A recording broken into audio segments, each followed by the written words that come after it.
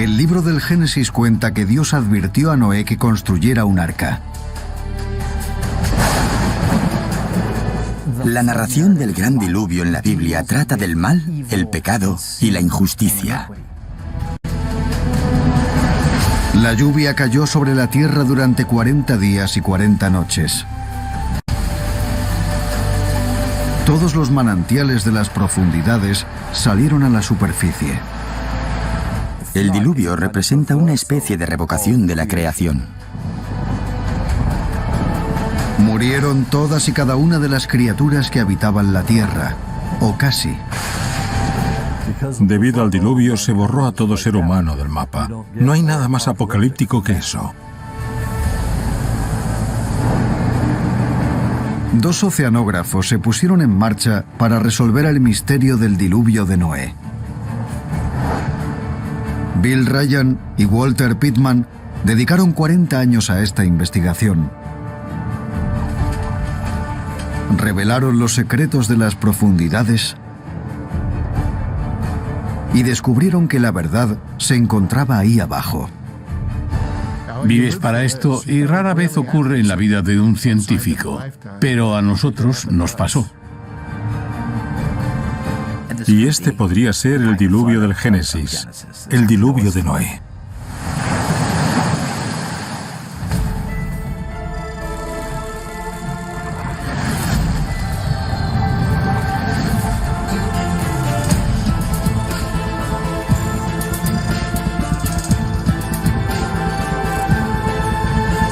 Misterios de la Biblia.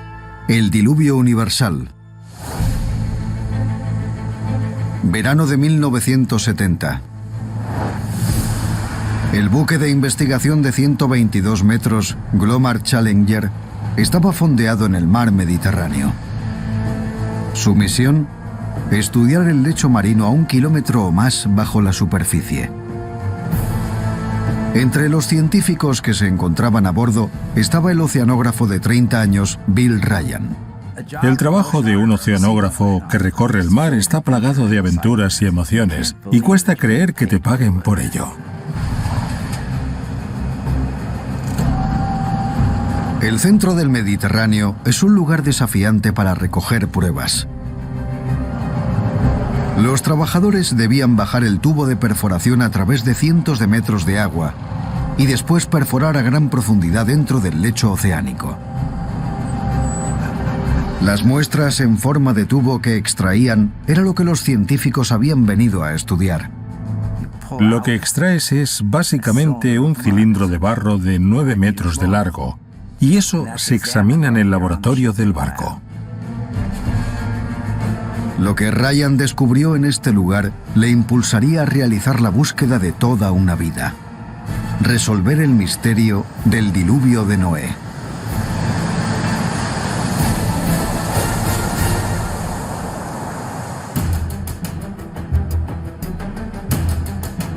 Cuando Ryan examinó las muestras, descubrió algo extraordinario.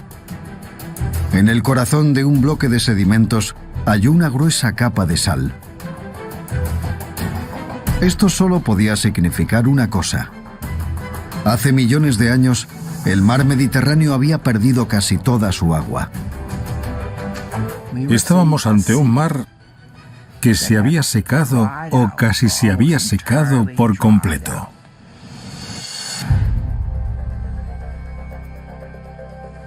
Se trataba de un resultado asombroso. Hace 5 millones de años, el mar Mediterráneo era una cuenca desértica y árida. Se encontraba separada del océano Atlántico por una barrera de tierra en Gibraltar. Este descubrimiento es lo que denominamos serendipia. No podías imaginar algo así.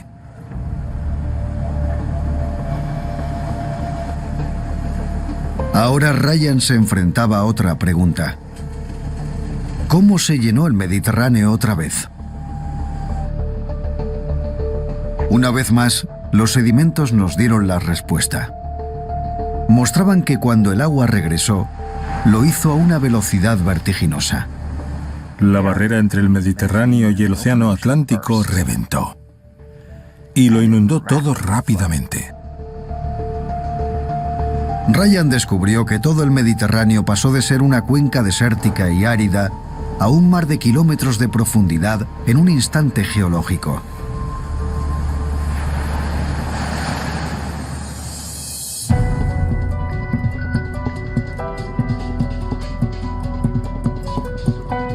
A las afueras de Nueva York, en el observatorio terrestre Lamont Doherty, habló del hallazgo con sus colegas John Dewey y Walter Pitman. Ryan, Dewey y yo estábamos sentados porque trabajábamos juntos en un problema científico. Cuando Ryan habló de su descubrimiento, Dewey, al escuchar aquello, dijo riéndose y bromeando: bueno, tal vez esa sea la explicación del diluvio de Noé. Claro que no. Esto tiene 5 millones de años, cuando las especies homínidas ni siquiera existían. Y todos nos reímos porque lo que había ocurrido en el Mediterráneo era mucho más antiguo. Pero Dewey no dejaría el tema de lado. Planteó una pregunta que inspiraría a Ryan y a Pitman a llevar a cabo una búsqueda que duraría 40 años. ¿Creéis que el diluvio de Noé se podría explicar mediante un acontecimiento similar en el que un mar tan apartado conectaría con el océano? Era una hipótesis provocadora. Ryan y Pitman no pudieron resistirse. Después de aquella conversación, Ryan y yo hablamos de esta posibilidad y dijimos: echemos un vistazo a ver qué nos dicen los datos geológicos. Estos dos oceanógrafos se pusieron manos a la obra para desentrañar los misterios de la historia más famosa del Viejo Testamento: el Gran Diluvio.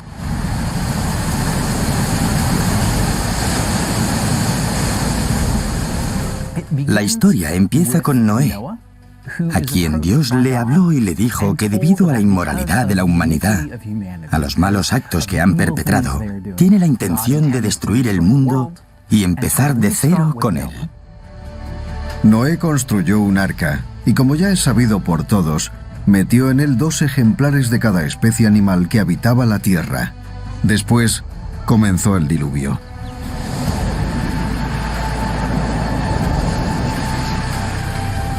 La destrucción llegó con el diluvio en forma de agua, pero no solo procedía del cielo, también venía de las profundidades. El abismo, las grandes cuevas del mar se abrieron y las aguas subieron desde la profundidad y cayeron de las alturas.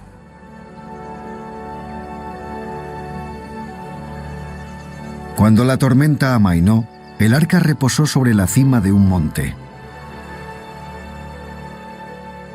Noé envió un cuervo y luego una paloma para comprobar que las aguas se habían retirado de la tierra.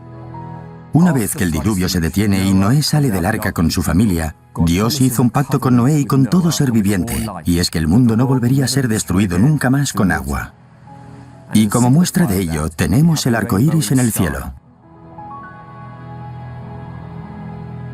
Esta es una de las historias más conocidas de la Biblia. Pero, ¿dónde y cuándo sucedió? ¿Y qué fue del arca? Sobre este tema, la Biblia es de una imprecisión frustrante. La Biblia no nos ofrece una ubicación real del lugar donde se produjo el diluvio, ni de dónde vivía Noé antes del suceso. Y sabemos que cuando empieza la inundación cubre toda la tierra. Pero ¿dónde se encontraba Noé antes de construir el arca? No lo sabemos.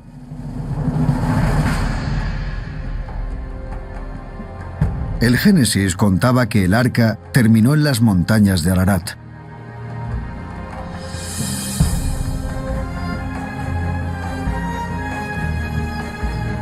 En la actualidad, el monte Ararat y los picos que lo rodean se encuentran en Turquía, al sureste del Mar Negro. Nadie ha encontrado el arca todavía, y tengo la sospecha de que nadie la encontrará, porque la primera cosa que haría Noé es desmantelar el arca para construir casas y graneros con él. Con el arca perdida, muchos habían terminado por creer que lo que cuenta el Génesis no era más que un mito. Sin embargo, Ryan y Pitman no estaban de acuerdo. Sospechaban que una inundación catastrófica, como la que Ryan había descubierto en el Mediterráneo y acaecida 5 millones de años atrás, estaba detrás de la historia.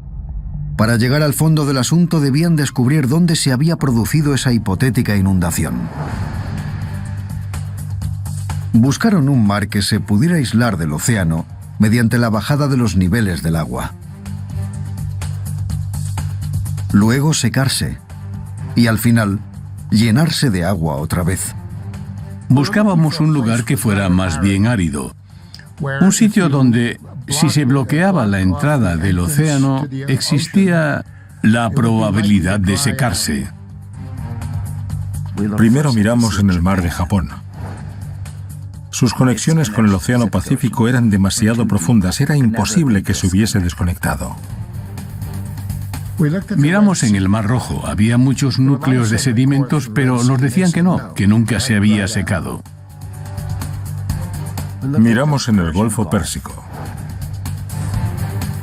En el Golfo, la geometría de su fondo no era adecuada. Tras una amplia investigación, identificaron una masa de agua que encajaba con su búsqueda. El Mar Negro. Se ha dicho que la única conexión del Mar Negro con el Océano Mundial era a través del Bósforo. El Mar Negro va desde el Mar de Mármara hasta el Helesponto. Presentaba unas condiciones adecuadas para una posible inundación. Si el Mar Negro llegó a secarse alguna vez y los niveles del océano aumentaron lo suficiente para superar la barrera de tierra en el Bósforo,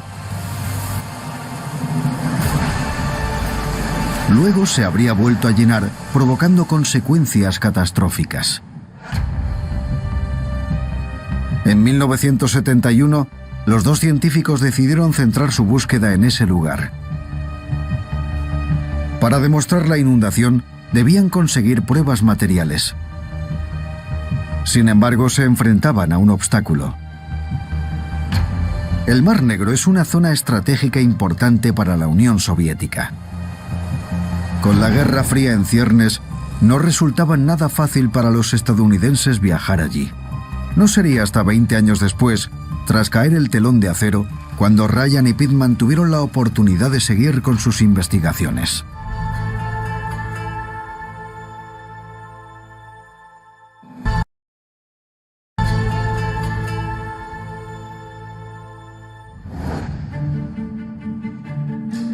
Nueva York, 1993.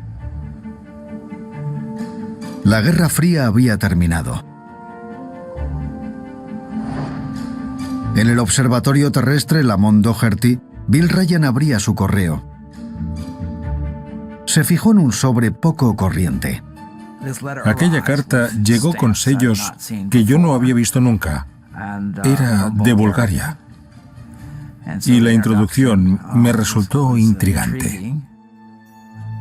El remitente de la carta era un oceanógrafo búlgaro, el doctor Petko Dimitrov. Había oído hablar del interés de Ryan en el diluvio de Noé. Tenía la sospecha de que una inundación catastrófica podía haber llegado hasta el Mar Negro. Se trataba de un toque de atención para Ryan. Tal vez esta hipótesis extravagante de que el Mar Negro se había comportado, de hecho, como el mar Mediterráneo hacía 5 millones de años, era auténtica. Ryan se sentía ansioso por investigar este hecho por sí mismo. Pero para hacerlo, necesitaba un barco de investigación y una tripulación. Solo unas semanas después, el destino una vez más intervino. Recibió una carta de un equipo de oceanógrafos rusos. Le invitaban a participar en un viaje de investigación en el Mar Negro. Era la oportunidad que estaba buscando. Tras recibir esta invitación, yo tardé nanosegundos en decir, por supuesto. Ryan y Pittman volaron a Moscú. Viajaron hasta la costa del Mar Negro, al puerto de Gelendzhik. El barco que les llevaría en su búsqueda era el buque de investigación Aquanaut. El Aquanaut era un pequeño buque de investigación. En realidad era un buque pesquero transformado. Ryan y Pittman querían hallar pruebas de que el diluvio de Noé se había producido aquí, en el Mar Negro. Para conseguirlo, tenían que demostrar que el Mar Negro se inundaba con la rapidez suficiente como para forjar una leyenda. Y que había ocurrido en los últimos 10.000 años, cuando pudo haber vivido Noé. Solo disponían de 15 días a bordo del Aquanaut para lograrlo. Así que partimos tal y como estaba programado y pusimos rumbo hacia lo que llamamos el borde de la placa continental. En primer lugar, el equipo utilizó un sofisticado sonar de escaneo lateral. Este aparato les proporcionaría una imagen precisa del lecho oceánico. Yo recibí algo así. Y en ese pulso obtenías una gran variedad de frecuencias. Reflejaba el fondo del océano y ese reflejo se grababa en el instrumento y más tarde se procesaba. A bordo del Aquanaut, Ryan y Pittman controlaban ansiosos las lecturas del sonar. Si aquí se hubiese producido una inundación lenta, las olas habrían erosionado cualquier zona costera. Pero si la inundación hubiese sido veloz, se detectarían rastros de la antigua costa sumergida. Antes de lo que esperaban, dieron con lo que buscaban. Una hora después, navegamos sobre antiguos cauces de ríos. Luego, seguimos adelante y vimos dunas costeras de arena. El tipo de sedimentos de la parte superior era de la clase que verías si se produjera una transgresión rápida, un aumento del nivel del mar muy veloz que inunda esa placa. Ryan y Pittman estaban observando los restos de una antigua orilla, ahora sumergida a cientos de metros en el agua. Mostraba que el nivel del agua del Mar Negro fue una vez mucho más bajo que en la actualidad.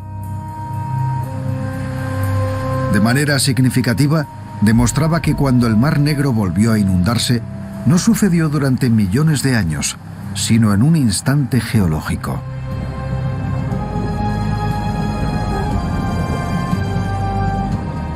Si el nivel del mar hubiese subido lentamente, las olas habrían barrido las dunas costeras. Aquello nos hizo confiar en que se había producido una inundación. Era lo que los dos científicos esperaban encontrar. ¡Yuhu! ¡Hurra, hurra, hurra! ¡Y lo hemos conseguido! ¡Lo hemos conseguido! Ryan y Pittman habían hallado pruebas de que el Mar Negro se había inundado lo suficientemente rápido como para tratarse de la inundación de Noé. Pero aún no sabían cuándo. Para averiguarlo, tendrían que examinar pruebas sólidas procedentes de debajo del lecho oceánico. Para extraerlas, el Aquanaut utilizó un equipo de perforación. Las muestras de sedimentos que extrajeran deberían contener conchas. Conchas que se someterían a la datación por radiocarbono y que desvelarían la respuesta. ¿Se produjo el diluvio antes de que los humanos evolucionaran o después, cuando nuestros antepasados bíblicos pudieron ser testigos de ello? Aquí tenemos núcleos extraídos del suelo del Mar Negro. Esto es como una máquina del tiempo. Para los ojos adiestrados, estos núcleos representan una biblioteca de antiguas civilizaciones, pero nuestras civilizaciones son las criaturas que habitaron los océanos y los mares. Este es el periodo del diluvio, justo aquí. Y en este punto donde el color cambia, el lago de agua dulce se convierte en un mar de agua salada. Ryan extrajo conchas de la capa donde el lago de agua dulce se había convertido en el Mar Negro. Llevarían estas valiosas muestras de vuelta a Estados Unidos para realizar la datación por radiocarbono. Si las conchas tuvieran menos de 10.000 años de edad, situaría la inundación del Mar Negro en el mismo espacio temporal que el diluvio de Noé. Antes de regresar a Nueva York, los científicos viajaron a Moscú. Pero allí se toparon con un problema. Descubrieron que su expedición había despertado el interés del servicio secreto ruso. Poco después de llegar a su hotel, la puerta de la habitación de Pittman se abrió. Y un hombre entró. Hablaba un inglés perfecto y dijo, disculpe, ¿no está en la habitación equivocada? Le miramos y le dijimos, no, esta es la nuestra. Y nos dijo, lo siento, se habrán equivocado en recepción. Se marchó y recuerdo que le dije a Bill, es de la KGB. Pittman sospechaba que el hombre se estaba preparando para registrar la habitación. Bajé a cenar y cuando volví un par de horas más tarde, toqué en la puerta muy fuerte y ya sabes, al final entré en la habitación y ellos habían estado allí. Pittman descubrió que habían movido objetos durante su ausencia. ¿Pero por qué? Durante las últimas décadas, la Unión Soviética había sido un estado oficialmente ateo. Si Ryan y Pittman eran capaces de demostrar que el diluvio universal era auténtico, supondría un mazazo a décadas de descreimiento. Ryan empezó a preocuparse por la posibilidad de que le confiscaran la valiosa prueba que había recogido en el Mar Negro. Dejó las muestras más importantes con sus colegas rusos. Con suerte, podrían enviarlas a Nueva York más adelante, cuando hubiera pasado un tiempo. Decidí no llevarme al aeropuerto nada de lo que no tuviera duplicado. Con los nervios a flor de piel, volaron de regreso a la seguridad de Nueva York.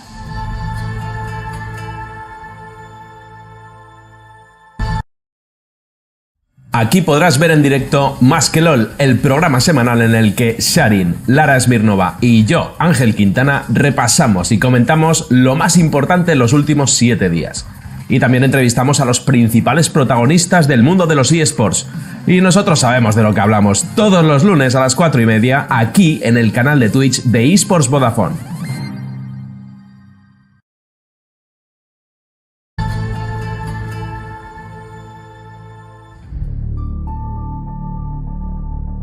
Ryan tenía la sospecha de que a los rusos les preocupaban sus investigaciones en el Mar Negro. Tenía miedo de que confiscaran sus muestras de sedimentos más importantes. Si eso sucedía, la expedición en el Aquanaut habría sido en vano.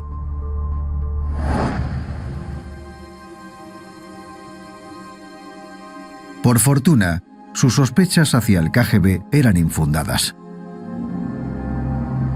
Las muestras que dejó atrás se enviaron desde Moscú y llegaron a Nueva York.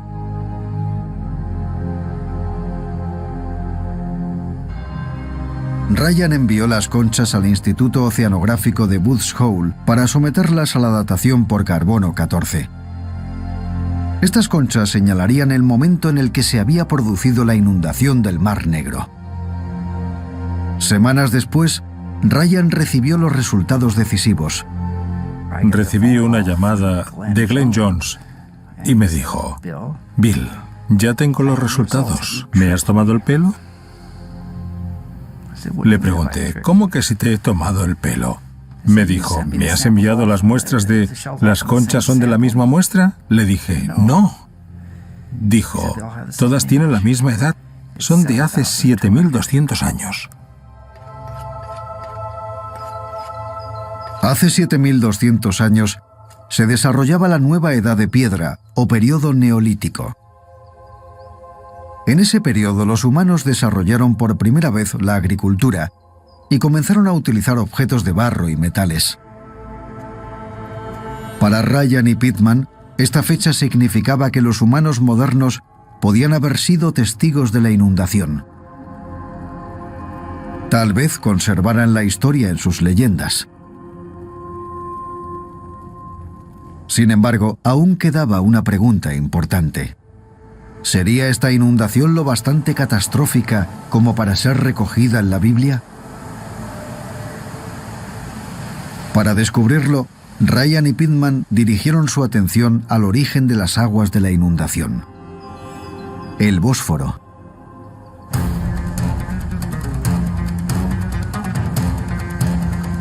El Bósforo discurre a través de la antigua ciudad de Estambul. Es la única conexión entre el Mar Negro y el Mediterráneo. La pregunta es, ¿el agua del mar pasó por aquí a la velocidad suficiente para crear una inundación de proporciones bíblicas?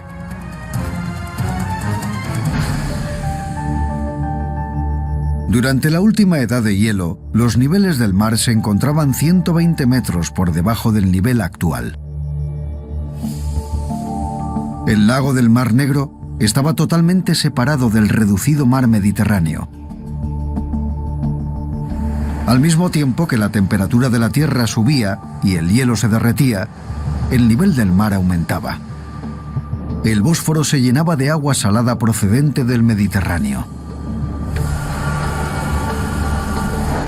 Al final, el peso del agua abrió un canal a través de las barreras de tierra del estrecho del Bósforo.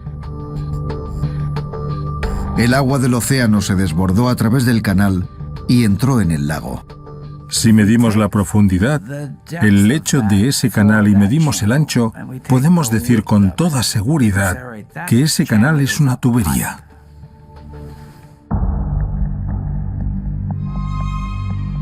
Pittman calculó la velocidad a la que atravesaría el agua este canal.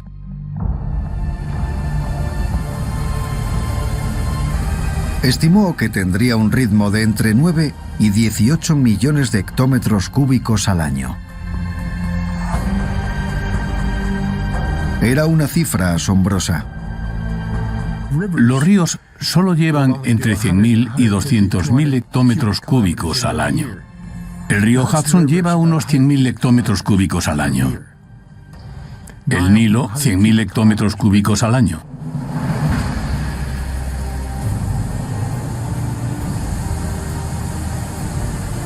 El caudal de agua equivalía a cientos de cataratas del Niágara.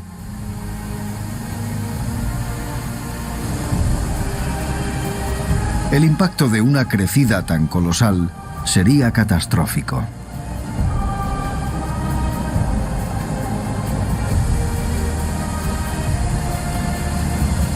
Una inundación como esa se habría escuchado al menos a 100 kilómetros como mínimo, y el suelo habría temblado a lo largo de mucha distancia. Habría aterrorizado a todo el mundo. Cuando los niveles del agua se equilibraron y la inundación se detuvo, el Mar Negro ya se había expandido hasta 150.000 kilómetros cuadrados. Para Ryan y Pittman, era evidente que una inundación de esta magnitud habría sido, sin duda, de proporciones bíblicas. Me imagino a cada grupo que intenta escapar con sus animales domésticos y sus rebaños como una mini arca. Y veo cientos de arcas en el Mar Negro navegando en distintas direcciones. Ryan y Pittman se mantenían firmes en su opinión de que la inundación del Mar Negro era lo bastante catastrófica como para ser la del Génesis. Estaban convencidos de que pudo afectar a la población de la zona en el sexto milenio antes de Cristo. Pero aún no habían demostrado que alguien la sufriera. Para demostrarlo, tenían que encontrar evidencias de que hubo gente habitando las orillas del lago del Mar Negro cuando se inundó. Cualquier rastro de esas personas ahora se encontraría a 100 metros bajo el agua, en el fondo del Mar Negro. Si se descubrieran los restos del asentamiento bajo el agua, y pudiéramos bajar y sacar objetos que pertenecieran a la misma época, eso sería extraordinario. Ryan y Pittman se sentían impotentes, sin fondos ni equipamiento. No obstante, su trabajo llamó la atención de un famoso explorador oceánico, Bob Ballard. Fue quien en 1985 localizó los restos del Titanic. A finales de siglo, organizó una expedición al Mar Negro. El Dr. Dwight Coleman formaba parte del equipo. Una de las primeras ideas del Dr. Ballard era explorar las antiguas orillas del Mar Negro para ver si encontrábamos signos de ocupación humana. Queríamos ver si encontrábamos pruebas de las primeras civilizaciones que se habían ahogado con la catastrófica inundación. El equipo fletó un buque de investigación, el Northern Horizon. Mediante la utilización de un sonar, identificaron lugares que podían contener objetos fabricados por el hombre. Luego utilizaron los ROV, o vehículos sumergibles controlados a distancia, para observarlos más de cerca. Estos aparatos se podían dirigir sobre el lecho oceánico y enviaban imágenes a la superficie. Su objetivo más prometedor era el yacimiento 82. Llevamos los ROV hasta este yacimiento y, por supuesto, la luz del sol no llegaba hasta esa profundidad. Por ese motivo, los ROV debían llevar luces y eso nos permitía ver a una distancia de unos 10 o 20 metros hacia adelante. En la superficie, los científicos se reunieron en la sala de operaciones para observar las imágenes enviadas desde la oscuridad del fondo del mar. Era muy emocionante porque nos sentíamos como cuando abres los regalos en Navidad, por ejemplo, mirando a ver qué encuentras. Lo que la cámara reveló dejó atónitos a los científicos de a bordo.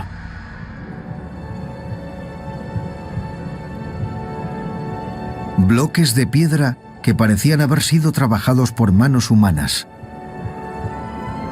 Objetos que podían ser herramientas primitivas y restos de madera.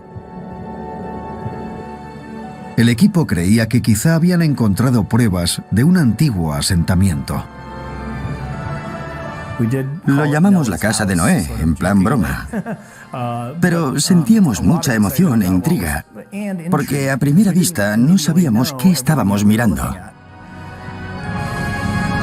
Si el yacimiento 82 era realmente una construcción, entonces demostraría que había gente viviendo en las riberas del lago antes de que se inundara.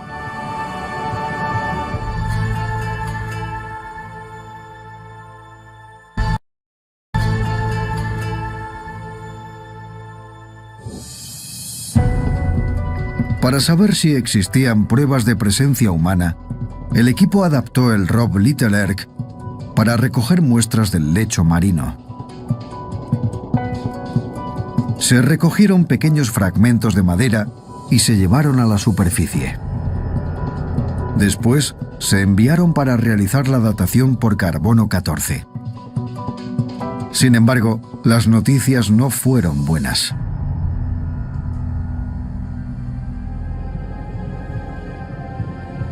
Los resultados de la datación por carbono mostraban que las muestras tenían poco más de 100 años.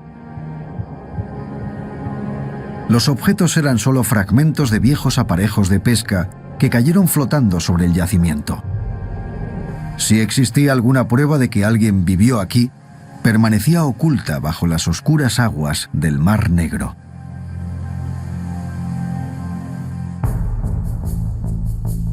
Pese a este revés, Ryan y Pittman no se rindieron en su búsqueda. Aún tenían que encontrar pruebas de personas que se vieron afectadas por la inundación. Si allí había seres humanos, existirían pruebas de su reacción a este acontecimiento, ya que solo los humanos podrían añadir este suceso a la mitología. Los amigos no pudieron encontrar ninguna prueba bajo el agua. Así que comenzaron a buscar en tierra firme. Cualquiera que hubiese vivido a pocos metros del Mar Negro lo habría perdido todo.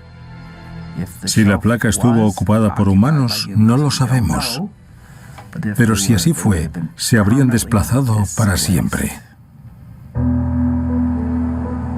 El lugar más evidente para buscar desplazados era la costa actual del Mar Negro.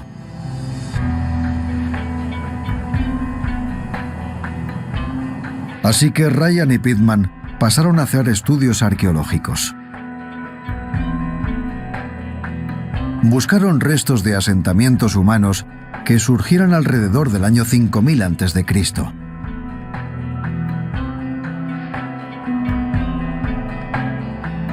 En la orilla búlgara, Ryan y Pitman descubrieron algo impresionante: la necrópolis de Varna. Habían desenterrado un cementerio antiguo enorme. Había tumbas que contenían esqueletos completos extraordinarios y tumbas donde solo se encontraron objetos. La necrópolis de Varna está datada alrededor del año 4500 a.C. Eso era poco después de la fecha en que se produjo la inundación del Mar Negro. Proporcionó un magnífico tesoro encontrado: casi 6 kilos del oro trabajado más antiguo del planeta. Ahora se guardan en el Museo Regional de Historia en Varna. Los objetos de oro, tal y como manifestó el profesor Smolenov, parecían mostrar una comprensión de las matemáticas complejas. Encontramos pequeños rectángulos que tienen las proporciones de 3, 4, 5 del teorema de Pitágoras, y anillos cuyo diámetro interior y exterior era la constante matemática 722, que es pi. La necrópolis de Varna presentaba todos los indicios de una cultura avanzada con una historia extensa.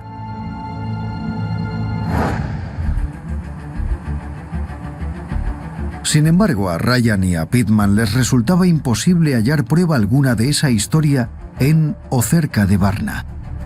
Les parecía que esta sociedad tan compleja había aparecido de repente, casi de la nada. Lo desconcertante era el trabajo tan sofisticado del oro. No había precedentes de otras etapas más primitivas, así que, ¿de dónde venían? Ryan y Pitman llegaron a la conclusión de que el oro de Varna era la prueba de lo que llevaban buscando mucho tiempo: una civilización desplazada por la inundación del Mar Negro. Ahora, solo quedaba una última cuestión por resolver. ¿Era esta inundación la misma crecida que se describía en la Biblia?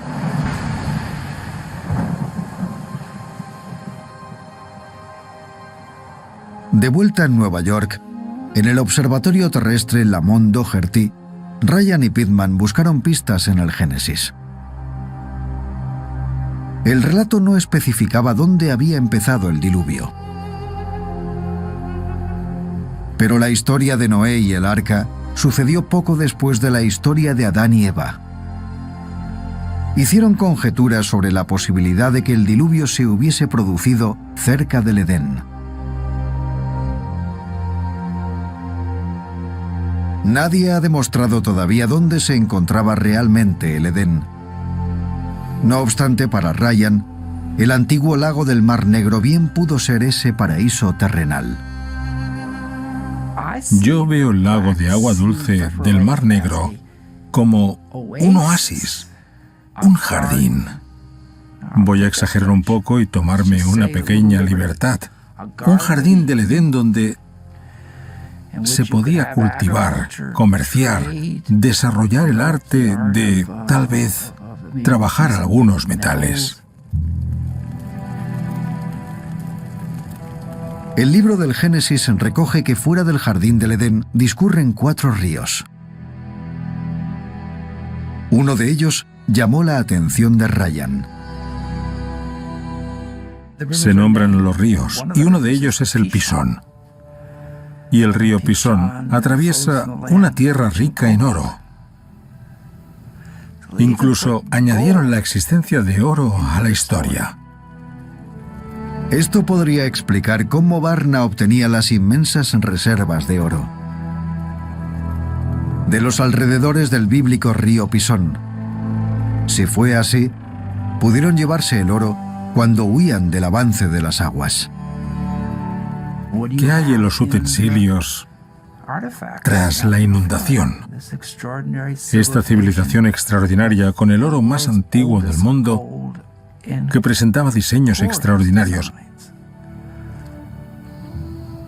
¿Qué hace el oro en esta historia?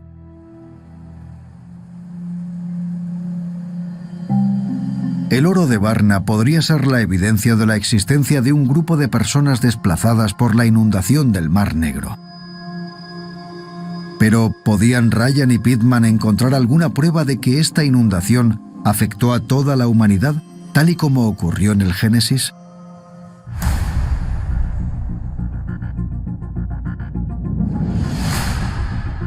Desde la creación de las especies, los seres humanos sobrevivimos mediante la recolección y la caza.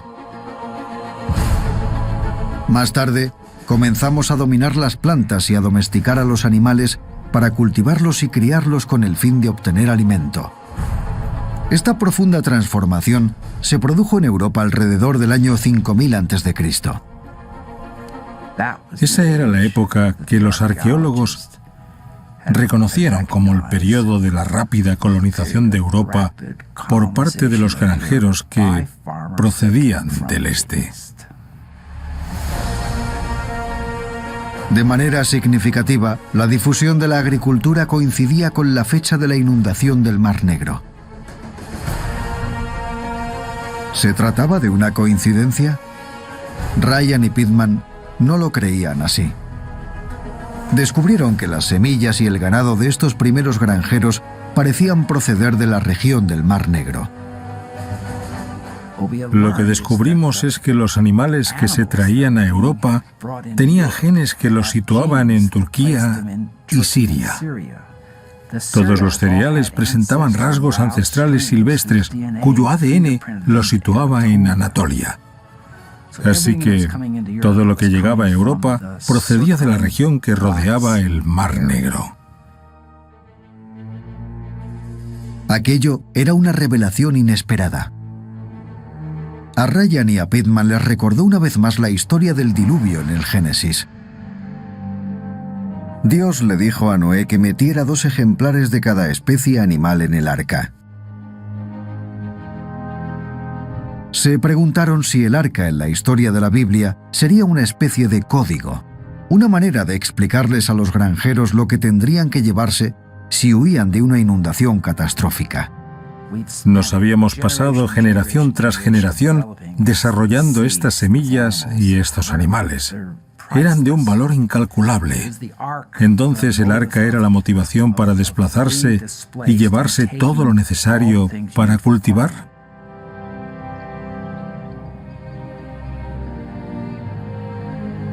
Es una teoría convincente.